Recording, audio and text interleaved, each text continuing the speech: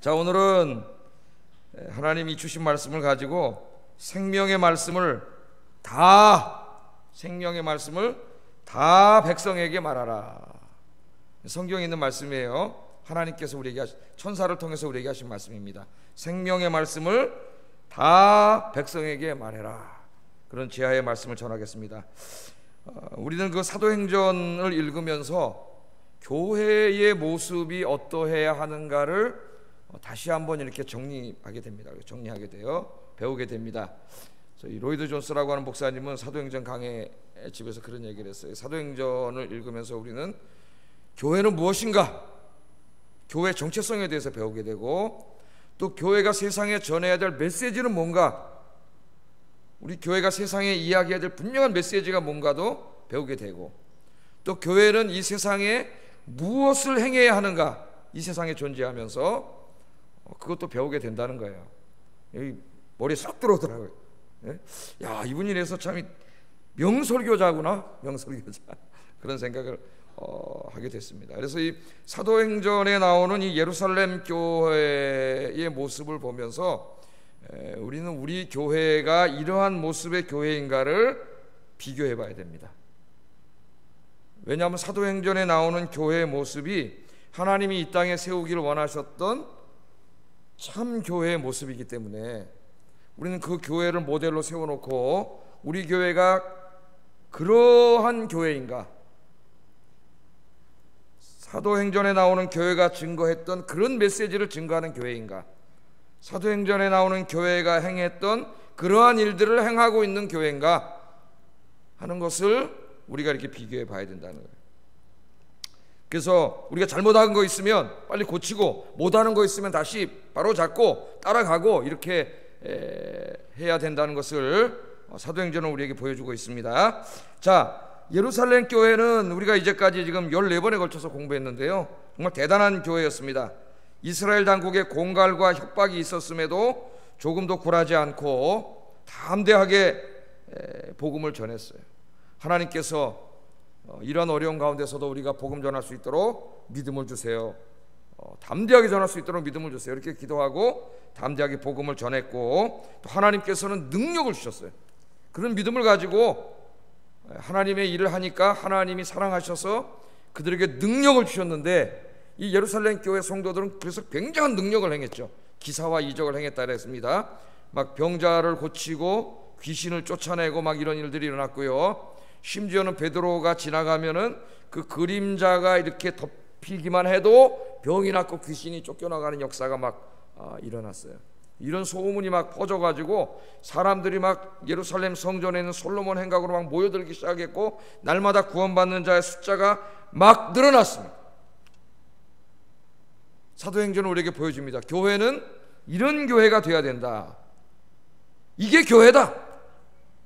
이게 하나님이 이 땅에 세우시기를 원하셨던 교회다. 그것을 우리에게 가르쳐줍니다. 그래서 우리가 이 오늘 말씀을 보면서 우리가 굉장히 도전을 받아야 돼요. 도전을 받아야 돼요. 자, 이스라엘의 최고 통치 기구였던 이 산헤드린 공회는 이러한 모습을 보고 당황했습니다. 아무리 공갈하고 협박하고 위협을 가해도 이게 통하지가 않아요. 이들이 전도하는 걸 막을 수가 없습니다. 막을 수가 없어요. 그래서 드디어 오늘 본문에 보면은 이제 2차 핍박이 시작됩니다. 2차 핍박. 그래서 이 산헤드린 공회가 다시 사도들을 체포에다가 옥에 가둬버렸어요. 야, 이런 걸 잡아다 옥에다 콱 가둬놓으면은 바깥에 가서 사람들에게 예수님이 부활했다고 얘기하지 못하겠지. 그래서 옥에다가 딱 가둬버렸어요. 그래서 그들은 이 사람들을 가둘 수 있다고 생각했습니다. 그런데 가둘 수가 없었어요. 왜냐하면 하나님께서 천사들을 보내주셔가지고 오늘 본문에 나오잖아요. 감옥에 있는 이 갇혀있는 사도들을 신비한 방법으로 끄집어내셨어요. 구원하셔가지고 다시 솔로몬의 행각에 가서 사람들에게 복음을 전하도록 그렇게 했습니다. 그랬더니 오늘 이 본문에 보면은 이 산헤드린 공회 사람들이 다시 사람들을 보내가지고 이 복음 전하고 있는 사도들을 또 잡아다가 왜 우리가 그만 복음을 증거했냐고, 왜 예수님에 대해서 이야기했냐고 또 힐난을 하고 또 신문을 하고 그런 내용을 본문에 나와요. 그런데도 불구하고 사도들은 조금도 굴하지 않고 열심히 복음을 증거했습니다. 자, 이 이야기를 계속 우리에게 보여주시면서 하나님 우리에게 계속 메시지 주는 거예요. 너희가 이렇게 신앙생활 해야 된다는 거예요. 이런 교회가 되어야 된다는 거예요. 이 세상을 뒤흔들어 버리는 교회, 이 세상을 깜짝 놀라게 하는 교회, 이 세상 사람들이 막 관심을 갖게 하는 교회, 그런 교회가 되어야 된다는 거예요. 성도들도 그런 성도가 되어야 함을 우리에게 가르쳐주고 있습니다. 오늘 특별히 하나님께서 이 사도들을 감옥에서 끄집어내 주시면서 구원해 주시면서 뭐라고 말씀하셨냐면은 사람들에게 가서 생명의 말씀을 전하라, 그렇게 말씀을 하셨어요. 생명의 말씀을 전하라. 사람들에게 가서 생명의 말씀을 전하라. 오늘 우리에게 하시는 말씀이에요. 설교 제목이고, 이 말씀이 여러분 귓가에 오늘 생생하게 들리기를 주의 이름으로 축복합니다. 가서 생명의 말씀을 전하라. 가서 사람들에게 생명의 말씀을 전하라. 오늘 이 말씀이 여러분의 이 가슴을 울리고 여러분의 귀에 그냥 막 들리고 꿈속에서도 들리게 하여 주시옵소서. 그렇게 하고 제가 설교 준비했어요. 그렇게 되면 제가 설교 오늘 성공한 것이고, 또 이쪽 귀로 듣고 이쪽 귀로 흘리게 되면 제가 오늘 설교에 성공하지 못한 거예요. 그래서 하나님께서 여러분 귀를 열어주시고 가슴을 뜨겁게 하는 시간 되기를 주의 이름으로 축복합니다. 자, 그럼 한번 보겠습니다. 말씀을. 자, 한번 제가 전체적인 말씀을 이제 서론에서 말씀을 했고 세부적으로 한번 공부해 보겠어요. 자, 사도들이 병 고치고 귀신 쫓아내고 막 도저히 이 제사장인 대제사장, 제사장, 성전을 중심으로 한 유대교에서는 뭐 도저히 할 수 없는 엄청난 영적인 일들이 막 사도들을 통해서 벌어졌어요. 성전의 라이벌이라고 할 수 있는 교회에서 이런 일들이 벌어졌습니다. 그래서 막 사람들이 솔로몬 행각으로 모여들기 시작했는데, 성경에 보면 점점 더 많은 사람들이 몰려들었고 남녀의 큰 무리가 주님께로 돌아왔다고 이야기해요. 지난 시간에 공부했던 14절 한번 읽어보겠습니다. 14절 시작.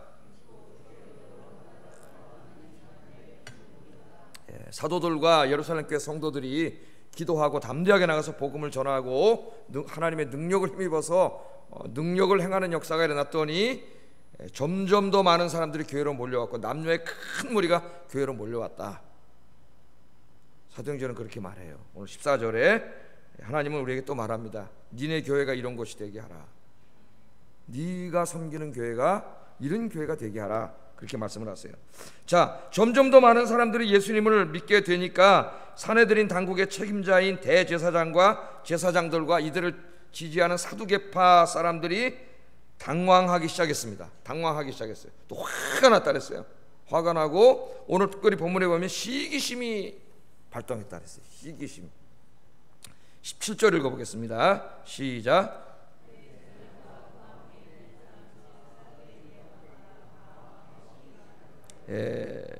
그들의 마음에 시기심이 꽉 차버렸어요. 시기심. 자, 대제사장과 이 제사장들, 성전을 책임지고 있는 사람들이 도대체 무슨 시기심이 발동했을까요? 무슨 시기심이? 예? 자, 이 사람들은 지금 뭐 하던 사람들이에요? 그 예루살렘과 유대 땅 전체에 있는 사람들의 영적인 문제를 책임지고 있는 사람들이에요. 이 사람들이 영적인 문제, 종교적인 문제에 있어서는 당연히 대제사장과 제사장들이 있는 성전에 와가지고 자기들 앞에서 예배를 드리고 예물을 드리고 자기들을 존경하고 높이고 이렇게 해야 되는데, 지금 많은 예루살렘 사람들, 유대 사람들이 일로 오지 않고 어디로 가고 있어요 지금? 그들이 볼 때 저 근본도 없고 공부도 못한 저 무식한 놈들이 저 만들어가지고 교회라고 하는 걸 만들어놨는데 절로 다 모여들고 있거든요. 솔로몬 행각에 새카만 사람들이 모여들고 남녀의 큰 무리들이 몰려들고 막 이러니까 종교적인 지금 이 주도권이 어디로 다 넘어가고 있어요? 영적인 주도권이 저쪽으로 다 넘어가고 있잖아요. 저쪽으로. 그래서 이 사람들이 시기심이 발동했다. 성경은 그렇게 이야기하고 있습니다. 자, 사람들이 많이 와야 자기들의 영적인 권위가 세워지고 이런 일이 일어날 텐데 사람들이 다 절로 가는 거예요. 절로 가는 거예요. 그러니까 이 시기심이 막 이 사람들이 일어나 가지고 이 사도들을 핍박하기 시작합니다. 핍박하기 시작해요. 자, 그들은 영적인 권세와 영향력은 없었어요. 이미 유대교는 죽은 종교입니다. 성전과 율법을 중심으로 하나님을 외치고 있지만 그 성전에서는 아무 역사도 일어나지 않아요. 아무 역사가 일어나지 않은 지 오래됐어요. 그런 교회들이 너무 많아. 그렇게 오랫동안 아무 역사도 일어나지 않으면 교회가 죽어요. 그 죽은 교회가 다시 살아나기는 너무 힘들어요. 너무 힘들어요. 그러나 이 성전을 중심으로 한 유대교회, 이 대제사장이 있고 제사장이 있고 뭐 어마어마한 사람들이 있어서 율법을 가르치고 매일 성경을 해석하고 예배를 드리고 예물을 드리고 했지만은 거기에는 어떤 영적인 일도 일어나지 않았어요. 하나님이 역사하지 않았기 때문에. 그런데 여기 지금 이 사도들이 모여서 그들이 볼 때는 공부도 못한 무식한 놈들이 저 갈릴리 바다에서 이 고기나 잡아먹던 놈들인데, 그들이 추종하는 예수라는 사람도 무학이야. 랍비 학교를 다닌 적도 없고 무슨 목수의 아들이라 하고 이런데 이런 사람 무슨 하나님의 아들이라 추종하면서 막 복음이라고 하는 걸 전하고 있는데, 예수님에 대해서 이야기하고 있는데 막 듣자 하니까 병자가 일어나고 지내는 하지 못하던 귀신이 쫓겨나가고요, 사람들이 회개하고 새 생명을 찾고 기쁨을 찾고 하는 역사가 막 일어나는 거예요, 이 사람들 속에서는. 그러니까 이게 시기심이 발동하죠. 시기심이. 참 여러분 놀라운 것은 대제사장과 제사장들, 이 사람들 누구예요? 하나님에 대해서 가르치는 사람들이에요. 하나님을 예배하는 것, 예배를 집전하는 사람, 종교 지도자들이에요. 하나님을 제일 잘한다고 생각하는 그 사람들이에요. 그런데 그 사람들이 지금 뭘 하고 있습니까? 하나님 나라의 일을 방해하고 있어요. 하나님의 역사가 일어나는데 그걸 시기하고 있어요. 그리고 하나님의 일을 하는 사람들을 시기하고 박해하고 있어요. 참 놀랍지 않습니까, 여러분? 아니 대제사장들이 아니 저기 그 예수님의 제자들, 좀 젊은 사람들이겠죠, 자기들보다는. 저 사람들이 일어나서 막 생명의 복음을 전하고 막 병자들을 고치고 귀신을 쫓아내고 막 이렇게 하면은 야 정말 대단하다, 그리고 막 칭찬을 해주고 함께 와서 막 같이 주의를 해야 되는데, 그렇게 하지 않고 시기심이 발동했어요. 시기심. 그래서 하나님의 일을 대적하고 있습니다. 오늘 우리가 여기서 한 가지를 우리가 생각해 볼 수 있는데, 우리 공동체 안에서 이러한 일들이 벌어질 수 있다는 거예요. 공동체 안에서. 어쩌면 공동체 안에 대제사장, 제사장 이 정도 돼서 신앙생활도 오래 하고 뭐 직분도 어느 정도 가지고 있고 뭐 이렇게 된 분들도 있을 수 있고, 또 이제 막 신앙생활을 시작한 분들도 있을 수 있고, 한 중간 정도 되는 분들도 있고, 하여튼 막 이렇게 교회 안에 있을 수 있습니다. 교회 안에 있을 수 있어요. 그런데 교회 생활을 오래 하고 직분을 받아서 교회 생활을 오래 했지만은 오늘 여기 대제사장과 제사장들처럼 영적인 부분에 있어서 정말 깜깜한 사람들도 있을 수 있어요. 자기 평생 동안 예수를 믿어왔다 하지만은 이런 하나님의 엄청난 이 영적인 역사와 성령의 역사라는 걸 자기 인생에 한 번도 체험해 보지 못하고 사는 사람들도 많이 있어요, 여러분. 많이 있어요. 그런데 한쪽에서 또 어떻게 됩니까? 이 기도하면서 성령의 충만한 사람들을 통하여 하나님의 역사가 막 일어나고 있을 때 어떤 마음이 들어요? 시기심이 들어요. 시기심이. 그래서 이 시기심이 들면은 어떻게 됩니까? 갈등이 일어나고 싸움이 일어나고 다툼이 일어나고 그런 일들이 공동체 안에서 벌어질 수 있어요.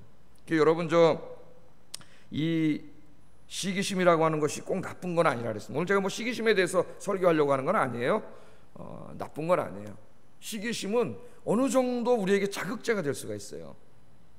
내가 하는 일도 있고 다른 분이 하는 일도 있는데 내가 할 때는 조금 좀 침체했는데 다른 사람이 새로 맡아서 하더니 일이 잘 돼. 이쪽 일이. 그러면 어때요? 먼저 맡은 사람의 마음속에 시기심 들까요? 안 들까요? 여러분 같으면 들어요? 안 들어요? 저 같으면 들까요? 안 들까요? 들어요. 왜 안 들겠어요? 안 든다 그러면 내가 볼 땐 거짓말이에요. 누구나 시기심이 들어요. 어느 정도는. 그거 어쩔 수 없어요. 우리 인간이 어느 정도 시기심은 들어요. 그러나 그 시기심을 그대로 방치해 두면은 이 시기심이 엄청나게 사악한 일로 발전될 수가 있어요. 그래서 이 시기심은 내가 잘 기도 중에 이 시기심을 다루면 나를 자극하고 발전시키는 긍정적인 동력으로 나올 수도 있지만, 이것을 그대로 방치해 두면 어떻게 돼요?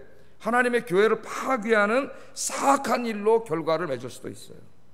그러니까 이게 생길 때 중요한 거예요. 저분이 하니까 이렇게 잘하네. 저쪽 구역 저 구역장님 보니까 구역을 참 잘하네. 사람들도 많이 모이고.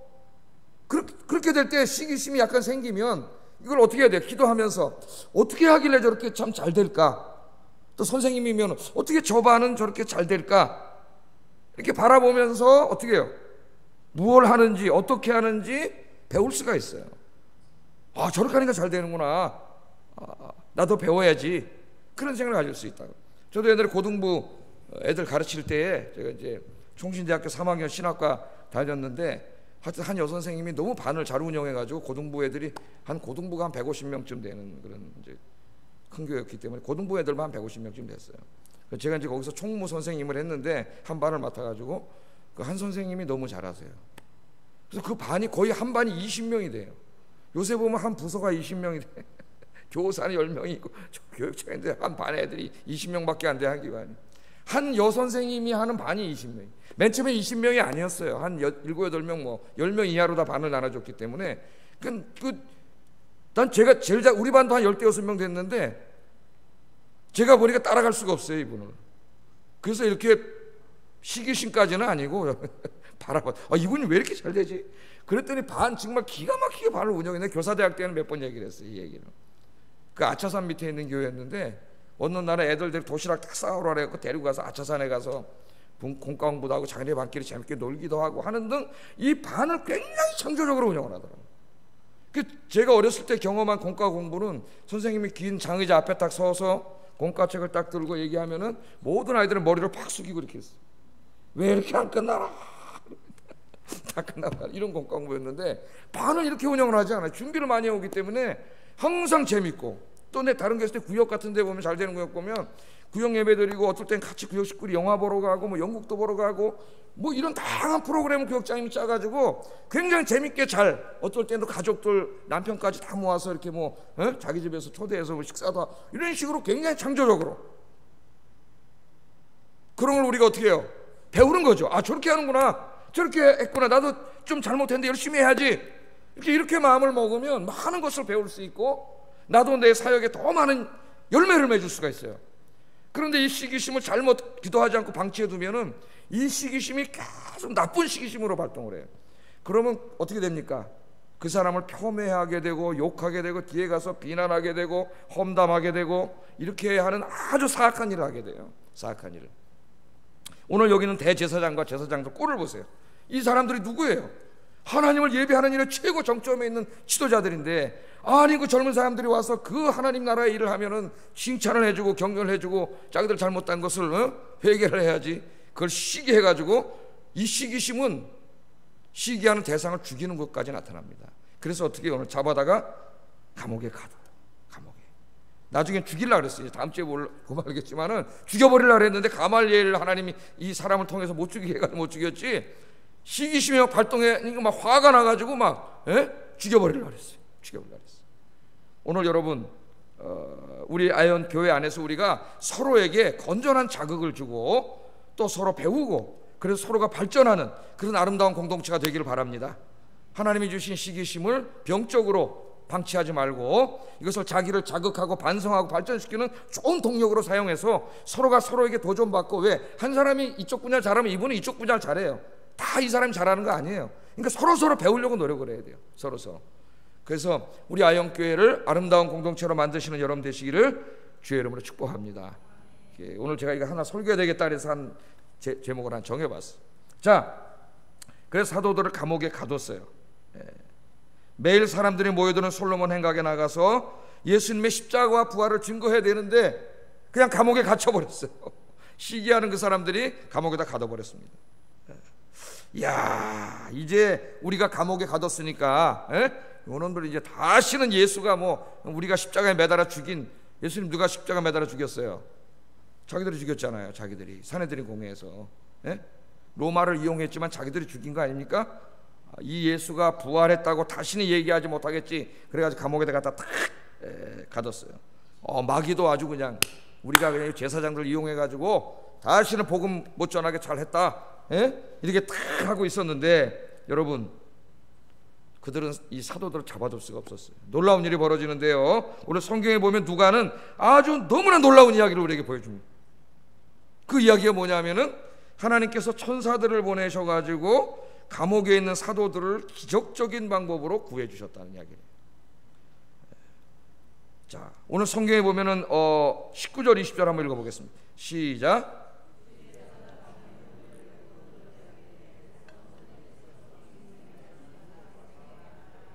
아멘. 주의 사자가 밤에 옥문을 열고.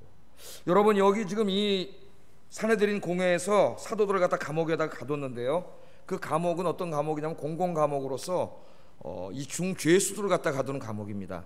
그러니까 거기에 경비가 굉장히 삼엄해요. 몇 중으로 막 지키는 감옥이에요. 그러니까 이거 빠져나갈 수가 없어요. 그 안에 딱 집어넣고 문 딱 잠근 다음에 바깥에 보초들이 쫙 서 있기 때문에 도저히 나갈 수 없어요. 도저히 한 명도 안 놓치려고, 혹시 또 도망가는 사람이 있을까봐 일부러 거기다 갖다 가둬놨어요. 지금 복음 전하지 못하게 하려고, 예수에 대해서 말하지 못하게 하려고 거기다 딱 가둬놨어요. 그런데 오늘 성경에 보면 주의 천사가 밤에 옥문을 열어서 그들을 끌어냈다고 이야기해요. 그런데 오늘 본문을 계속 읽어보면 보초를 지키는 사람들은 그 안에 있는 사도들이 거기 그냥 갇혀 있는 줄 알았어요. 갇혀 있는 줄 알았어요. 자, 이거 생각을 해보세요, 여러분. 옥에 그 문을 다 꽝꽝꽝꽝 다 잠가놓고 보초들이 몇 겹으로 거기 딱 지키고 눈을 부릅뜨고 있습니다. 지금 지키고 있어요. 나갈 수가 없어요. 그런데 오늘 어떻게 했다가 하나님 천사들을 보냈는데 천사들이 와가지고 옥문을 열었대요. 어떻게 열었을까요?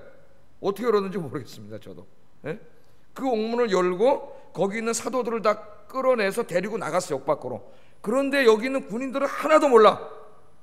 옥문을 열었으면 덜컹거리는 소리도 났겠고 뭐 이 소리가 났을 거 아닙니까? 근데 아무것도 몰라요. 아무것도 몰라.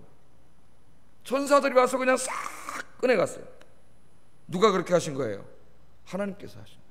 하나님께서. 그래서 이 사도들은 정말 자기 일생에 놀라운 체험을 하게 돼요. 여러분, 복음을 전하다가 감옥에 갇히지 않았으면은 이런 체험을 하지 못했을 겁니다. 그죠? 그러나 그들은 감옥에 들어가는 것을 알면서도 복음을 전했기 때문에 정말 놀라운 하나님의 역사를 체험했어요. 감옥에 있는데 오늘 문이 스르륵 열리더니 천사들이 들어와가지고 자기들 손잡고 싹 데리고 나가는데 군인들이 눈을 다 부릅뜨고 딱 이러고 있는데 아무도 못 봐요. 아무도 못 봐. 그런데 그걸 싹 데리고 하나님께서 나가서 풀어주셨다는 거예요. 야, 여러분, 이런 은혜가 여러분에게 있기를 주의 이름으로 축복합니다. 이 세상 사람들은 감히 생각하지도 못하는 일, 뭐 지가 아무리 공부를 많이 했다 할지라도 이런 일이 일어나리라고는 상상도 하지 못하는, 그러나 하나님은 이런 일을 하세요. 우리가 상상하지도 못하는 일을 하시고, 우리가 아무리 곤경에 처했다 할지라도 하나님은 그의 천사들을 보내셔서 상상하지도 못한 일을 하셔요. 이 사도행전에 보면 천사들이 굉장히 많이 나와요. 천사 이야기가. 그래서 제가 천사에 대해서 굉장히 많이 묵상을 합니다. 기도하면서 하나님, 성부, 성자, 성령 하나님이 계시고 하나님 굉장히 많은 천사들을 만들어 놓으셨는데 거기서 타락한 악한 천사들이 사탄과 그 악령들이고 하나님이 부리는 가브리엘, 미카엘 좋은 천사들이 굉장히 많은데 사도행전을 읽어보면 이 천사들이, 오늘도 지금 천사들이 찾아왔죠. 또 좀 읽다 보면은 베드로가 감옥에 또 갇히게 되지 않습니까? 그때도 천사가 와서 옆구리를 발로 걷어차가지고 어떻게 해요? 깨워가지고 또 데리고 나. 또 이 사도 바울이 풍랑이 일어난 배에서 막 3주 동안 공포에 휩싸일 때 하나님 천사를 보내가지고 두려워 말라 또 말씀을 하기도 하시고, 또 이 헤롯 아그리파 1세가 사도행전 읽다 보면 좀 있다 막 교만해져서 죄를 지으니까 하나님 죽음의 천사를 보내갖고 죽여버렸어요. 그 생명을 거둬가기도 하시고, 이 천사들이 나와요. 천사들이. 근데 여기 오늘 보면은 대제사장과 제사장들과 사두개파 사람들이라고 나오잖아요. 그렇게 나오죠? 오늘 사도들 잡아간 사람들이. 근데 대제사장과 제사장들이 다 사두개파 사람들이에요.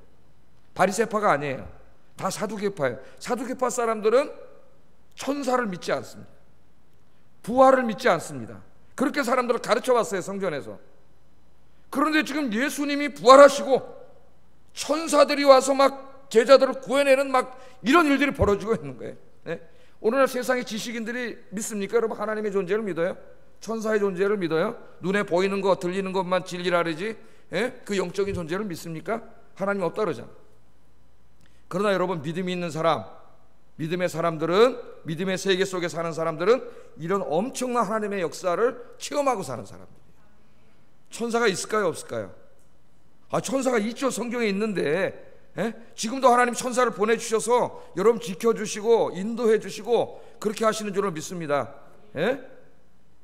믿으세요, 안 믿으세요? 성경이 그렇게 이야기하고 있어요. 성경이. 세상 사람들이 저 미쳤나, 천사가 어디 있어? 다 있어요. 하나님께서 역사하세요. 감옥문도 여시고 보초가 서 있는데도 보지 못하게 하시고 그 곤경에 처해 있는 감옥에 있는 사람도 하나님 구원해 주시고, 여러분 열심히 주의 일 하세요. 다 하나님께 맡기고 하나님이 여러분 감옥에 처해 있어도 하나님 다 구해 주시는 줄로 믿습니다. 자, 이 말씀은 이제 보세요. 그 다음에 아까 19절 20절 주의 사자가 밤에 옥문을 열고 끌어내어 이르되 가서 성전에 서서 이 생명의 말씀을 다 백성에게 말하라. 이 생명의 말씀을 백성에게 말하라. 그렇게 말했습니다. 지금 이 사도들을 왜 감옥에서 꺼내주셨어요? 하나님이 생명의 말씀을 백성에게 말하게 하기 위해서예요. 생명. 그럼 우리가 먼저 생각해 봐야 될 게 생명의 말씀이 뭐냐 하는 겁니다. 생명의 말씀. 이 초대교회 때 예수님의 십자가의 죽음과 부활을 통해서 하나님께서 구원을 이루시고 예수님이 바로 구원자요 메시아 왕이라고 하는 이 이야기, 하나 이야기잖아요. 복음이. 이 이야기, 긴 이야기를 이걸 도대체 한마디로 뭐라고 해야 되느냐, 머리 쏙 들어오게 그게 정해지지 않았어요. 초대교회 때는. 그래서 오늘 여기 이 말씀에 보면 이것을 생명의 말씀이라고 이야기합니다. 생명의 말씀. 나중에 이제 바울이 이걸 뭐라 그래? 복음이라 그러죠. 복음, 유앙겔리온 이런 말을 쓰는데 지금 여기 생명의 말씀이라 그래요. 여기 생명의 말씀은 생명을 주는 말씀이에요. 생명을 줘요. 생명을 주는 말씀입니다. 생명의 말씀이 무엇인가에 대해서는 30절 31절에 자세하게 설명이 되어 있습니다. 베드로와 사도들이 대제사장과 제사장들 앞에서 자신들이 전한 생명의 말씀이 뭔가를 이야기했어요. 한번 30절 31절 읽어보겠습니다. 시작.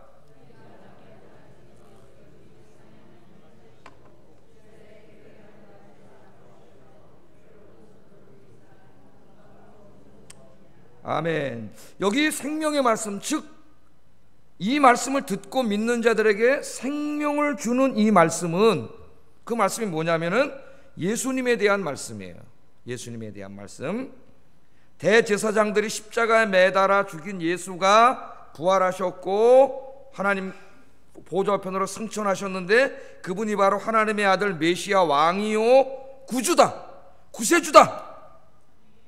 간단하게 말하면 이것이 생명을 주는 말씀이라는 거예요. 이 말씀을 사람들이 듣고 믿으면 하나님께서 그 사람에게 생명을 주는 거예요. 생명.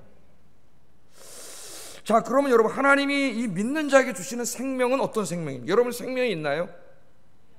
여러분 지금 예를 들어서 말기암에 걸려가지고 이제 당신 일주일도 못 삽니다. 그럼 그 사람, 그런데 그 사람 누구의 의사가 내가 당신에게 한 100년 살 생명을 주겠습니다. 그럼 얼마나 기쁜 소식이겠어요. 자, 하나님이 생명을 준다 그랬는데 이 생명은 어떤 생명이냐면은 이 육신의 생명이 아니에요. 여러분, 이 육신의 생명은 어떤 생명이에요? 늙고 병들고 죽는 생명이에요. 이 생명은 영원하지 않아요. 이 생명은 영원하지 않기 때문에 이건 사실 굉장히 100년도 못 살고 살다 죽는 생명이에요.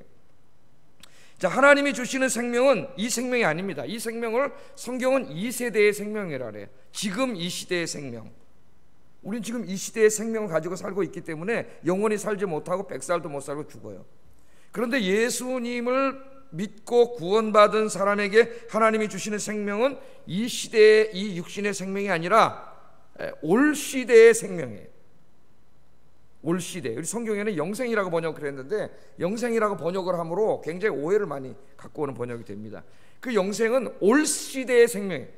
그러니까 성경에는 시대를 두 시대로 나눠요. 지금 우리 인간이 살고 있는 이 역사, 이 시대와 예수님이 재림하셔가지고 만드실 새 하늘과 새 땅이라고 하는 새 시대, 새 하늘과 새 땅, 이 두 개로 나뉘어요. 지금 우리는 이 시대의 생명을 가지고 있어요. 그런데 하나님이 이 땅에 세우실 새 하늘과 새 땅, 우리가 그걸 천국이라고 하기도 하고 하나님 나라라고 하기도 하는데 우리 익숙한 말로는 천국이라고 하죠. 그 천국에서 살려면은 천국에서 살 수 있는 생명이 있어야 돼요. 생명. 그 생명을 올 세대, 올 시대, 앞으로 다가올 시대의 생명이라고 하는 거예요. 그렇게 번역을 했는데 우리말에 이제 그것을 그 생명이 영원하다고 해서 영생이라고 번역을 했어요. 영생을 주리라.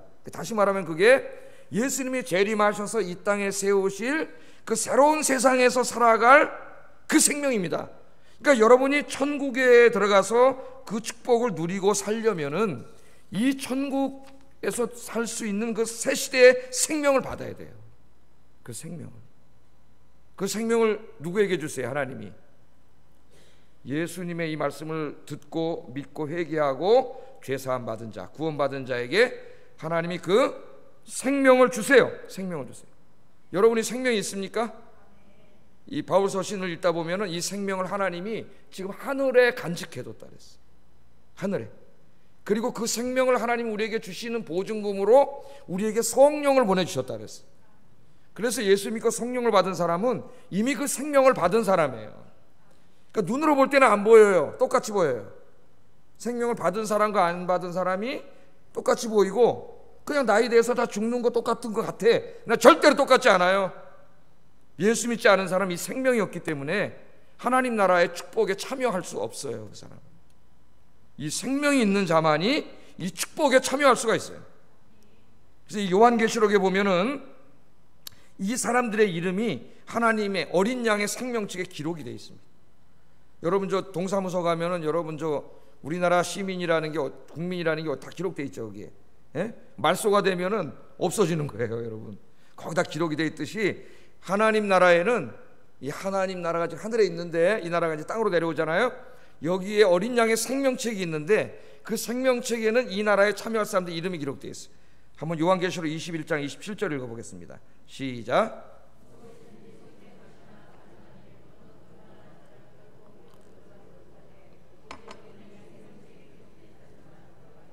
아멘. 이 하나님 나라의 축복에 들어가려면 하나님 나라의 이 주민등록상에 이 여러분 이름이 있어야 돼요. 그게 어린 양의 생명책이라 그랬어요. 어린 양의 생명책.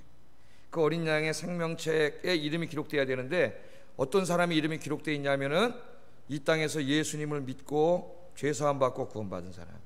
진실하게 예수님을 믿고 여러분이 구원받았다면은 여러분의 이름이 생명책이 있습니다. 그래서 나중에 여러분 이 생을 다 하고 하나님 앞에 갈 때에 하나님 생명책을 딱 가지고 이제 이따 이름이 뭐냐?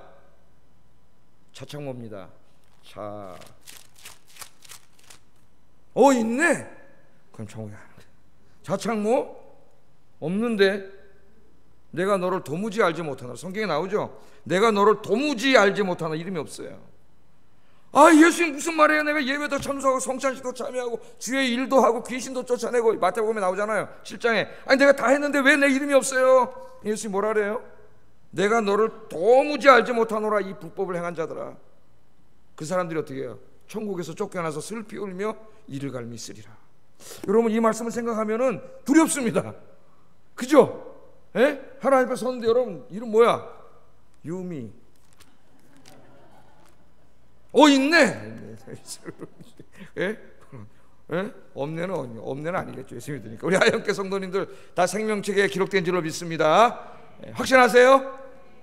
얼마나 기쁜지 몰라요. 거기 있어야지. 요거는 잠깐 지금 이민 와서 사는 거예요. 우리의 시민권은 어디 있다고? 하늘에 있는지라. 하나님 하늘나라가 이 땅에 내려와서 이제 새 하늘과 새 땅이 되면은 이 땅에서 살 그 시민권과 그 생명이 있어야지. 영원한 생명이 있어야지. 여러분 이 땅 이 생명만 가지고는 못 들어가. 이 혈과 육은 죄로 오염돼서 이 죽어서 그냥 썩어 없어지고 구원받지 못한 영은 지옥불로 떨어지게 돼요. 우리가 이 심각한 걸 알아야 돼요. 그래서 하나님이 지금 저 유대 땅에 저 대제사장부터 구원받지 못한 자야. 저 사람이 너무 안타까워서 지금 이 사도들을 통해서 이 생명의 말씀을 전하게 했는데 이 마귀가 이들을 꼬셔가지고 지금 감옥에다 가둬놨어요. 하나님의 마음이 얼마나 안타깝겠어요. 그러니까 이 사도들을 끄집어내면서 뭐라 그래요? 너희들은 가서 저 사람들에게 생명의 말씀을 증거해라 하면서 그 사람들 거기서 구원해 준 거예요.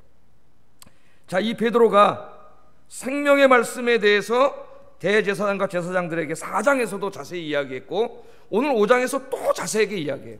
4장에서 자세하게 가르쳤는데도 못 알아들으니까, 믿지 않으니까 오늘 5장에서 또 이야기합니다. 또 이야기해요. 그게 뭐예요? 뭐라 그래 베드로가? 너희가 나무에 달아 죽인 예수를 하나님이 너희 조상의 하나님 다시 살리셨다, 이렇게 말해요. 자, 예수는 뭐라 그래요? 너희가 나무에 달아 죽인 예수, 이렇게 일부러 얘기합니다. 너희가 나무에 달아 죽인 예수. 대제사장들이 어디다 죽이려고 그랬어요? 예수님을 나무에 매달아 죽이려고 그랬어요. 왜 그런지 아세요? 신명기 21장 23절에 보면은 나무에 달려 죽은 자는 저주를 받은 자니라, 율법에 그렇게 되어 있습니다. 그런데 지금 대제사장들이 보니까 예수님을 쫓는 무리가 너무나 많아. 그래서 이 예수님을 쫓는 무리들을 없애고 그 무리들을 다 자기들에게 집중시켜야 되겠는데, 그래 자기들이 영향력 있는 사람이 되잖아요. 그렇게 하려면 어떻게 해야 돼요? 예수님이 율법에 의해서 이 나무에 달려 죽게 함으로 하나님의 저주를 받고 죽은 자로 만들어야 돼. 그래서 이 대제사장들과 이 제사장들이 예수님을 로마의 정치범으로 죽이려고 그런 거예요. 왜? 로마 애들은 정치범을 어디다 죽여요? 십자가에 매달아 죽이잖아요. 십자가가 뭐예요? 나무예요, 나무. 그래서 요한복음에 보면 이 교묘한 계략이 나오잖아요. 거기 한 사람이 죽어서 우리 민족을 살려야 된다 그러면서 나무에 매달아 죽인 거예요. 이것이 얼마나 계략이 이게 잘 통했냐면은 나중에 사도 바울이라는 청년을 통해서 우리가 알 수 있잖아요. 사도 바울은 당시 최고의 율법학자죠. 젊은이로서 율법을 최고 잘하는 학자입니다, 이 사도 바울이. 그런데 이 사도 바울이 보니까 율법의 말씀을 너무나 잘 알고 있는 사람인데 예수라고 하는 사람은 분명히 나무에 매달려 죽었거든요. 그러면 자기가 알고 있는 율법에 의하면 하나님의 저주를 받고 죽은 사람이에요, 이 사람이. 그런데 지금 저 예수님의 제자라고 하는 저 친구들이 와가지고 그분이 부활을 했다고 이야기하고 그분이 하나님의 아들 메시아 왕이라고 이야기하고 오늘 본문에 보면 구세주라고 이야기를 해요. 구세주라고 이야기를 하는. 그러니까 이 사도 바울이 도대체 말이 안 되는 거야. 자기가 알고 있는 신학과 나무에 매달려 죽은 자는 하나님의 저주를 받아 죽인 자라고 신명기 21장 23절에 분명히 말하고 있는데 그게 어떻게 하나님의 아들이냐, 이게 저주를 받고 죽었는데. 그래서 여러분 교회를 핍박한 거예요, 바울이. 몰라서. 그러니까 이 제사장들이 꾸며놓은 이게 얼마나 이게 교묘한 건지 이걸 보세요. 그러나 사도 바울이 나중에 예수 믿는 사람 잡아 죽이려고 다마스커스로 가다가 그 길가에서 부활하신 예수님 만나지 않습니까? 부활하신 예수님 만난 다음에 뭘 깨달았어요? 예수님이 저주를 받아 죽은 건 맞는데, 율법에 의하면 나무에 달려 죽은 저주를 받아 죽었잖아요. 저주를 받아 죽은 건 맞는데 자기의 죄 때문에 저주를 받아 죽은 게 아니라 내 죄 때문에 저주를 받아 죽었구나, 내 대신 저주를 받아 죽었구나. 바울이 그걸 깨달은 거예요. 그거를. 왜 예수님이 하나님의 아들이 십자가에서 죽었는데 자기 죄 때문이 아니라 내 죄 때문에, 우리 인간의 죄 때문에 죽었구나, 그걸 깨달아요. 그래서 이것을 어디다가 이야기하냐면 갈라디아서 3장 13절에다 이야기합니다. 자, 읽어보겠습니다. 시작.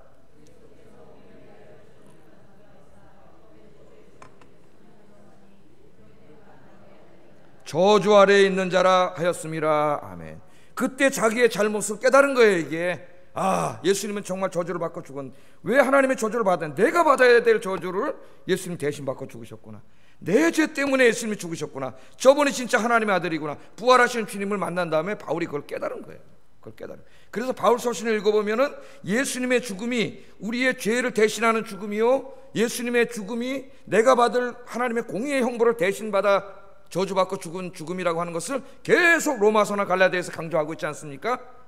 그게 바로 복음이에요, 복음. 오늘 이 사도들이 그 이야기를 지금 대제사장과 제사장들과 사두개파 사람들에게 그 이야기를 하고 있는 거예요. 예수님이 왜 십자가에서 죽으셨느냐? 너희들이 죽였죠. 너희들이 죽이기는. 그 죽음이 바로 너희의 죄를 위해서 죽은 거라는 걸 가르쳐줘요. 너희가 받아야 될 저 끔찍한 형벌을 이 예수님이 대신 형벌을 받고 죽었기 때문에 너희들이 예수님을 믿으면, 회개하고 예수를 믿으면 죄사함을 받고 구원을 받을 수 있다. 지금 베드로가 그걸 그들에게 이야기하고 있는 거예요. 그들에게 설명하고 있는 거예요. 여러분, 죄사함 받지 못하면 이 생명을 받을 수가 없어요. 죄가 있는 한. 여러분, 죄는 암세포와 같아요. 암세포가 가득 차 있으면 죽어요, 사람이. 이 사람이 생명을 다시 얻으려면 암세포가 다 없어지고 생명 있는 세포가 살아나야 돼요. 이 죄는 암세포와 같아. 우리 최근에 한 연예인이, 너무 안타까운 일이죠, 우울증에 시달리다가 자살을 했는데, 그 우울증은 영적인, 정신적인 암세포. 맨 처음에 우울증이 조금 생겨서더니 자기를 갉아먹기 시작하더니 나중에 자기를 다 뒤집어 씌워가지고 도저히 살 수 없는 고통 속에 몰아놓고 결국 자기가 죽었다는 그런 얘기를 하잖아요. 참 안타까워요, 그런 걸 보면은. 그래서 이 죄가 있는 사람은 생명을 얻을 수가 없어요. 근데 예수님이 죄의 문제를 해결해 주시기 위해서 십자가에서 죽으셨어요. 그 누구든지 예수님 믿으면 죄의 문제가 해결돼요. 이 우리를 죽음으로 몰아가고 있는 이 영적인 암세포가 전부 다 없어져요. 할렐루야. 그래서 생명이 들어와요. 새 생명. 그 베드로는 계속 이야기해요. 너희가 나무에 달아 죽인 예수를 우리 조상의 하나님이 살리셨다는 거예요. 예수님께서 부활하셨어요. 뭘 깨고 부활하셨어요? 죽음의 권세를 깨트려 버렸어요. 마귀는 우리를 죄짓게 하고 우리를 죽게 만들어 놨는데 우리 예수님이 죽으셨어요. 그래서 다시 부활하셨어요. 그렇게 함으로 죽음의 권세를 깨버렸어요. 죽음의 권세를 때려 부셔버렸기 때문에 예수님이 우리에게 뭘 주실 수 있는 거예요? 생명을 주실 수 있는 거예요. 그래서 예수님이 우리에게 생명을 주시기 위해서 부활하셨어요. 이제부터 누구든 예수 믿으면 죄사함 받고 생명, 새 생명, 올 시대의 생명을 받게 되는 줄로 믿습니다. 여러분, 돈이 이 생명을 줄 수 있습니까?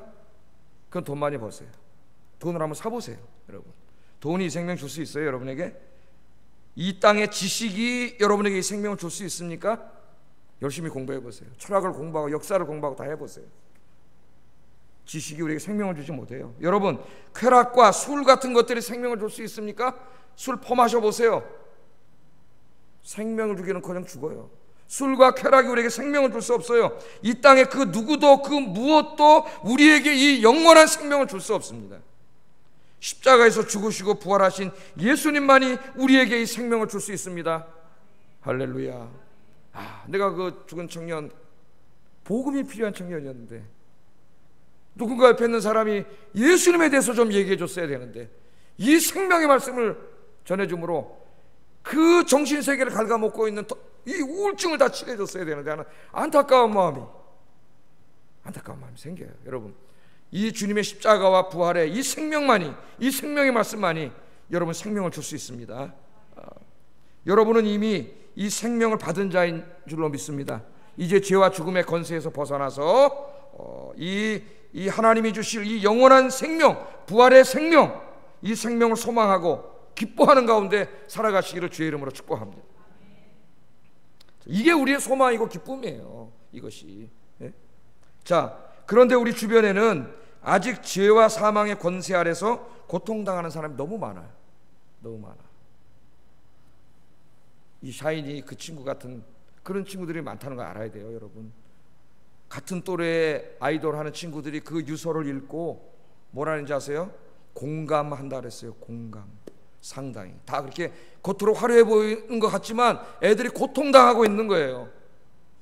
그래서 지금 영국의 그 BBC 방송이죠, 우리나라 연애 산업을 비판하면서 아이들 어려서부터 데리다가 자유를 다 제한하고 춤추고 노래 부르고 이렇게 해서 이렇게 하는 이 자체를 제거해야 된다 비판을 하는 기사를 실었습니다.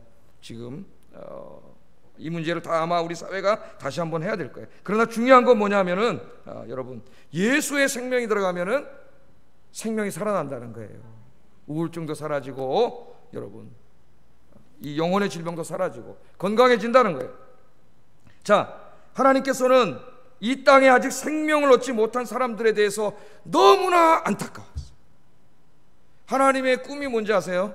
그 모든 사람들을 다 구원해서 하나님이 새롭게 만드실 이 새 하늘과 새 땅에서 같이 사는 거예요. 왜? 모든 사람 다 하나님의 자식이에요. 하나님 형상으로 창조하신 거예요. 하나님은 한 사람도 멸망받기를 원하지 않으세요.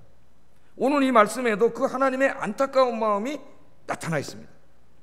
그래서 사도들을 감옥에 가둬놓으니까 감옥에 있으면 안 되잖아 지금 여기에, 끄집어낸 거예요. 천사들 보내서라도 끄집어내면서 가서 뭐라고 얘기했습니까? 20절 말씀 한번 읽어보겠습니다. 시작.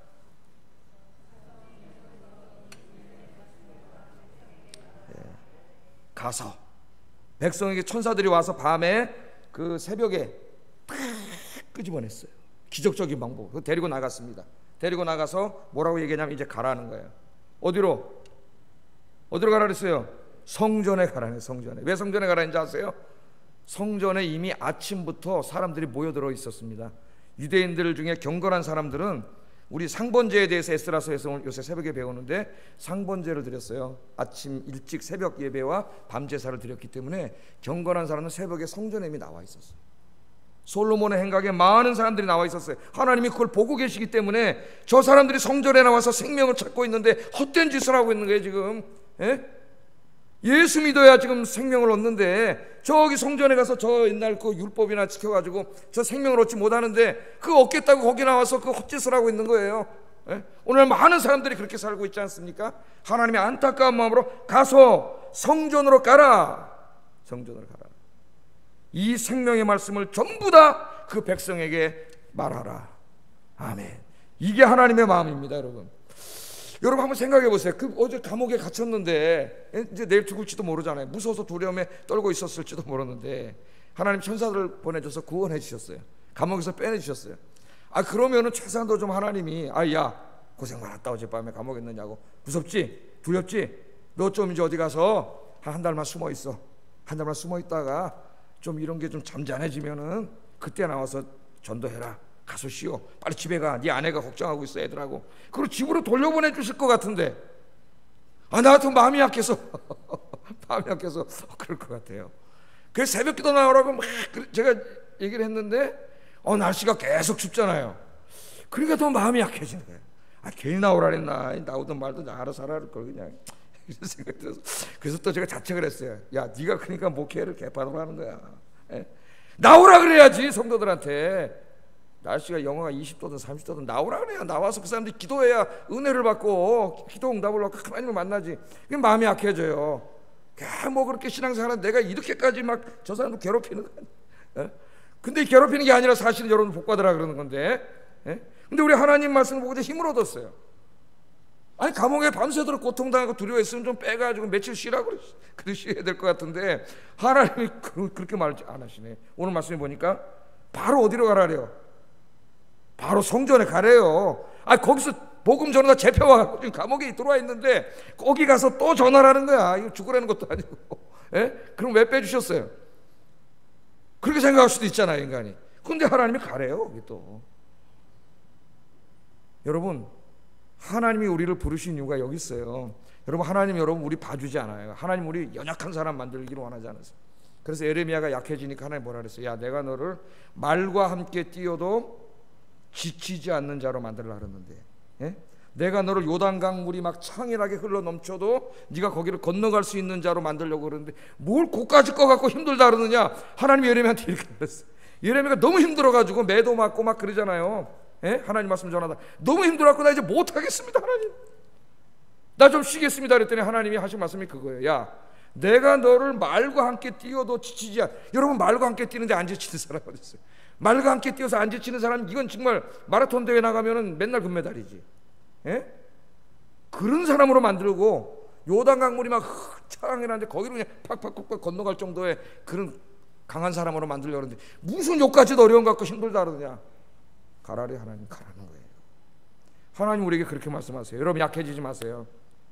우리 마음을 약해지게 하는 거는 제가 깨달았어요. 하나님이 아니에요. 그런 마귀예요. 우리 하나님의 일을 못하게 하는 마귀. 하나님 말합니다. 가서 성전에 가서 이 생명의 말씀을 다 백성에게 말하라. 여러분, 하나님이 왜 사도들을 구원해 주셨습니까? 생명의 말씀을 사람들에게 가서 말하라고 구원해 주셨어요. 구원해 주신 이유가 분명합니다. 분명해요. 가서 성전에 가서 이 생명의 말씀을 사람들에게 전하라, 말하라. 그래서 구원해 주셨어요. 하나님께서 여러분 왜 나를 구원해 주셨습니까? 왜 나를 지금 이곳으로 부르셨습니까? 하나님께서 왜 내가 만나고 있는 이 사람을 만나게 하고 있습니까? 왜 하나님께서 나에게 시간과 건강을 주셨습니까? 왜 하나님께서 나에게 이 직장을 주셨습니까? 여러분, 거기에 대해서 깊이 생각하는 것을 우리는 신학적으로 소명의식을 갖는다. 소명의식. 하나님의 부르심에 대해서. 여러분, 그냥 거기 가 있는 게 아닙니다. 그냥 거기서 일하고 있는 게 아니에요. 그냥 그 직장에 가 있는 게 아니에요. 그냥 매일 만나는 사람들을 만나고 있는 게 아니에요. 거기에 대해서 이제 깊이 생각해 봐야 돼요. 왜라고? 왜 하나님이 나를 이곳으로 부르셨는가? 무엇을 하라고 나를 부르셨는가? 거기에 대해서 우리가 깊이 생각해야 됩니다. 그것을 우리가 소명의식이라고 해요. 소명의식. 우리 그리스도인들은 소명의식을 갖고 살아야 돼요.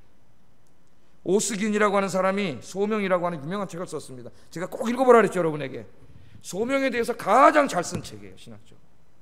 읽기도 그렇게 어렵지 않아요. 꼭 한번 읽어보세요. 소명이라고 하는 책.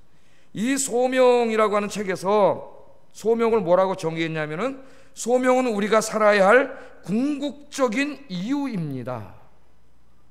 하나님이 나를 왜 이곳으로 부르셨는가 분명한 것을 찾는 것을 소명이라고 하는데, 그걸 깨닫는 것을, 그 소명이 우리가 살아가야 될 궁극적인 일이에요. 궁극적인 이유예요. 그 자살을 했던 친구 그 내가 쭉 읽어봤어요. 그 유서가 나와가지고 인터넷에 쭉 읽어봤습니다. 다른 사람들은 이제 우울증에 관심을 두고 많이 얘기를 했어요. 뭐 내가 잘 그 사람 모르기 때문에 그 친구를, 난 이 사건이 터지기 전까지는 샤이니는 알았어도 그 사람은 잘 몰랐어요. 근데 그 친구 쭉 읽다 보니까 제 머릿속에 목사인 제게 딱 들어오는 한 문장이 왜 살아야 하는가?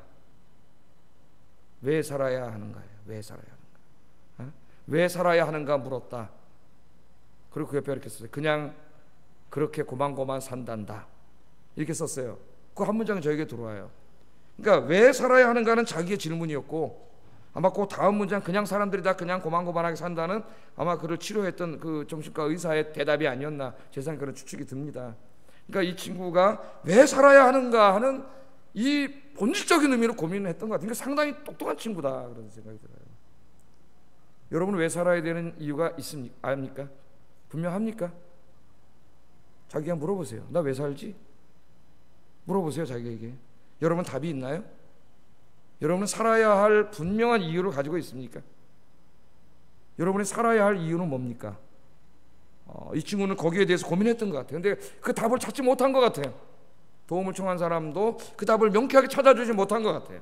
살아야 될 이유에 대해서. 그래서 제가 아까 복음이 필요하다. 복음이 필요하다.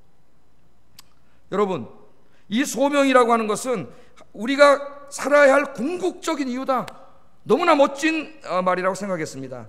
이 모든 질문은 하나의 대답으로 수렴되어야 되는데 그것은 생명의 말씀을 말하는 거예요. 생명의 말씀. 궁극적인 우리의 소명은 이 영생을 주는 생명을 주는 말씀을 내가 만나는 사람들, 내가 있는 곳에서 만나는 사람들에게 전하는 것이, 나를 왜 그곳으로 부르셨는가, 나를 왜 그곳에 있게 하셨는가, 많은 이야기들을 할 수 있지만 궁극적인 것은 뭐냐면 그들에게 생명의 말씀을 전하기 위함이에요. 여러분이 사실은 믿습니까? 생명의 말씀을 전하게 하기 위해서, 우리에게 익숙한 말로 하면 복음 전하게 하기 위해서 나를 그곳으로 부르셨고 그 직장에 가게 하셨고 그 일을 하게 하셨고 지금 내가 만나는 그 사람들을 만나게 하시고 있다는 겁니다.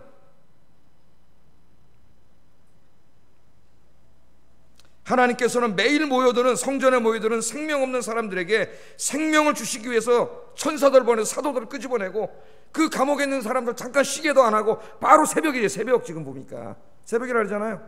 새벽에 그 성전에 가서 또 이 생명의 말씀을 증거하게 하셨어요. 그게 하나님 우리에게 주신 소명이고 하나님의 마음입니다. 하나님의 마음, 하나님의 것을 우리에게 주셨습니다. 여러분, 전도는 하나님의 명령이에요. 하나님의 명령, 소명이고 명령이에요. 그래서 이 제사장들이 왜 우리가 금한 것을 예수의 이름으로 말하지 말라 그랬는데, 예수님이 다시 부활했다고 말하지 말라 그랬는데 왜 자꾸 가서 그런 일을 하느냐 그러고 꾸짖고 힐문할 때에 베드로가 오늘 또 29절에 이렇게 말을 해요. 우리의 말이 대답이 돼야 됩니다. 같이 읽어보겠습니다. 시작.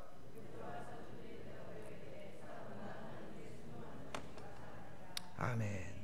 뭐라 그랬어요? 사람보다 하나님께 순종하는 것이 마땅하도다. 그 말은 뭡니까? 이 전도는 생명의 복음을 증거해서 생명을 구원하고 저 생명이 없는 자들에게 생명을 주는 것은 하나님의 명령이에요. 하나님의 명령.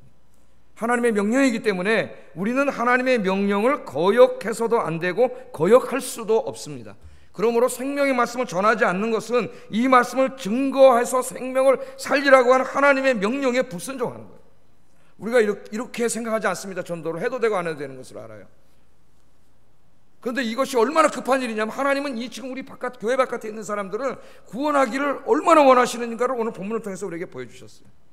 집에도 못 가게 하고 감옥에 밤새도록 있던 사람들을 집에도 못 가게 하고 끄집어내가서 다시 거기 가가지고 복음을 증거하라고 하나님 그렇게 말씀하셨어요. 하나님의 명령입니다. 하나님의 명령. 이 하나님의 명령을 우리는 받았어요. 하나님의 명령을 받으면 어떻게 된다고요? 하나님께 순종하는 것이 마땅하도다. 아멘. 그 누가 방해하더라도, 그 누가 금지시키더라도, 그 어떤 환경이 나를 막더라도 우리는 하나님의 말씀에 순종해야 합니다. 핑계 댈 수 없어요. 하나님 나 어제 밤새도록 감옥에 있었는데 좀 아침에 와서 밥이라도 먹고 좀 합시다. 나 밥도 안 먹었어요 아침에. 그런 거 통하지 않아요. 하나님 아침밥 먹으라 소리도 없네 보니까. 아침밥 먹는 것도 중요하지만 그 사람들이 모여있기 때문에 거기 가서 복음 증거하는 게 더 중요해. 하나님 앞에. 그래서 거기 가서 증거하게 했어요. 제가 옛날에 어떤 음악회를 갔는데 비싼 음악회입니다. 내 티켓 선물 받아서 갔어요. 1인당 35만 원인가 하는 좋은 음악회예요. 뭐 오케스트라가 나오고 막 가수들이 나와가지고 막 노래하는데 1부, 2부로 나뉘어 있어요. 그 1부가 다 끝났어요. 좋더라고요. 저는 이제 그 R석, 로얄석을 사줘가지고 제일 좋은데 다 앉아서 이제 1부가 끝났어. 근데 좀 시간이 이제 2부를 아무래도 안 하는 거야. 2부를 2부를 안 해. 그래서 좀 나오다 보니까 무슨 이용이라는 가수가 나오더니 그 MR을 틀어놓고 노래를 부르는 거예요. 시골의 마지막 밤을. 그때가 이제 그때쯤 됐을 텐데 이게 무슨 일인가 했더니 좀 있다 보니까 안내방송에 나오는데 그 뒤에 이 밴드 오케스트라 일 하던 이 친구들이 그 잠깐 쉬는 시간에 나와서 배고프다고 김밥을 먹었어요. 김밥을 먹었는데 그때가 추울 때니까 먹고 체했어요. 급체를 해가지고 몇 명이 실려갔다는 거죠, 병원으로. 그래가지고 지금 거기 관객이 한 5천 명이 와 있는데 그 공연을 취소했어요. 그 이용이 11월 그 노래 부르고 갔어요. 그 너무 화가 나가지고 제가 거기 항의를 했어요. 그리고 환불 신청을 했습니다. 제가 그 환불 받았다는 거 아니에요, 제가. 그래서 제가 생각을 했습니다. 아니 거기 5천 명의 관중이 와 있는데 아니 무슨 배가 고프면 얼마나 배가 고프다고 그 시간에 가서 그 김밥을 먹냐 이거예요. 김밥을. 그래서 그걸 다 망쳐놓냐. 전혀 소명의식도 없고 사명감도 없는 친구들이다. 난 저 친구들은 잘라야 된다. 제가 거기서 그거 할 자격이 없어요. 그거 뭐 좀 굶으면 그 잠깐 무슨 김밥을 먹겠다고 거기서 그걸 먹어서 그 사람들 다 그러냐고.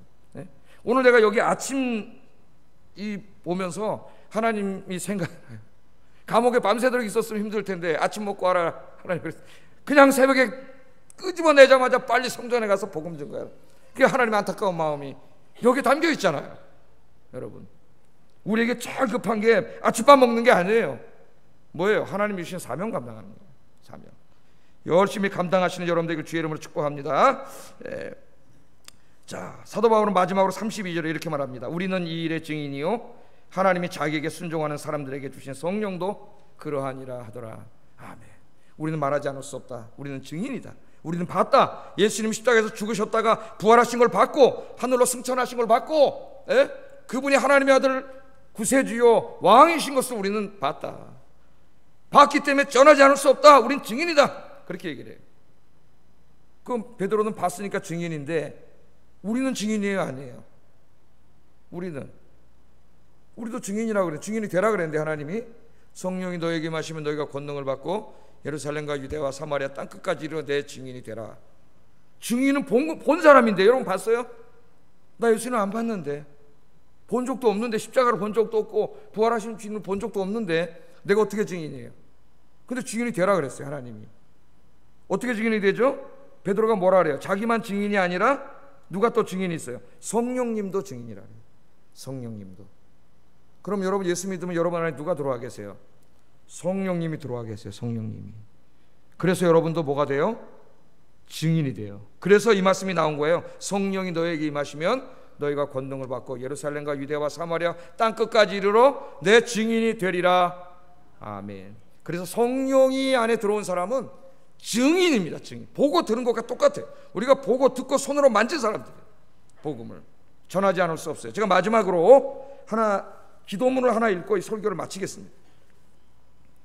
이 복음에 하나님이 이 생명의 말씀을 증거하라고 하는 이 말씀을 가슴에 품고 증인의 사명을 감당하기 위해서 이 땅에 왔던 우리 선교사님의 기도를 하나, 유명한 기도예요, 여러분. 그래서 같이 이걸 한번 읽고 우리 같이 기도했으면 하는 마음이 있습니다. 그 사람이 누구냐 하면은 이 복음의 불모지에 지금으로부터 한 150년 전에 복음을 가지고 찾아왔던 언더우드라고 하는 사람입니다.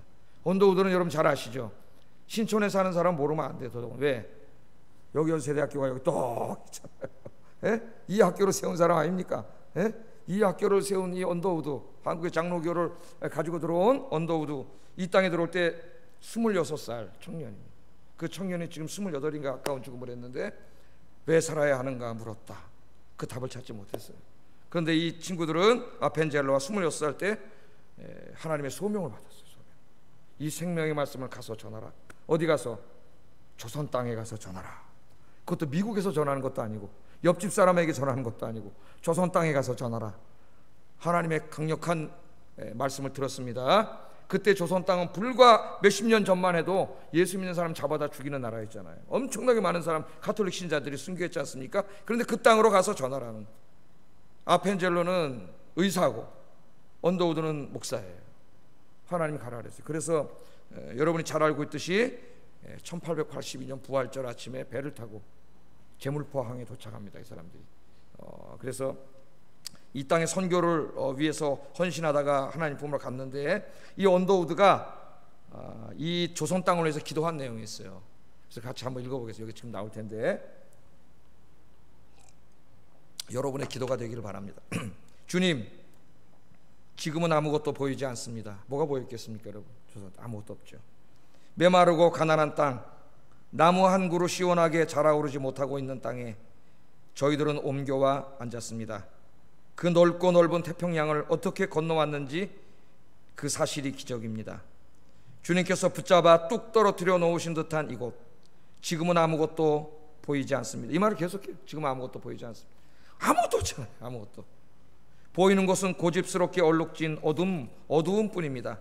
어두움과 가난과 인습에 묶여있는 조선 사람들 뿐입니다. 그들은 왜 묶여있는지도 고통이라는 것도 모르고 있습니다. 고통을 고통인 줄 모르는 자에게 고통을 벗겨주겠다고 하면 의심부터 하고 화부터 냅니다. 조선 남자들의 속셈이 보이지 않습니다.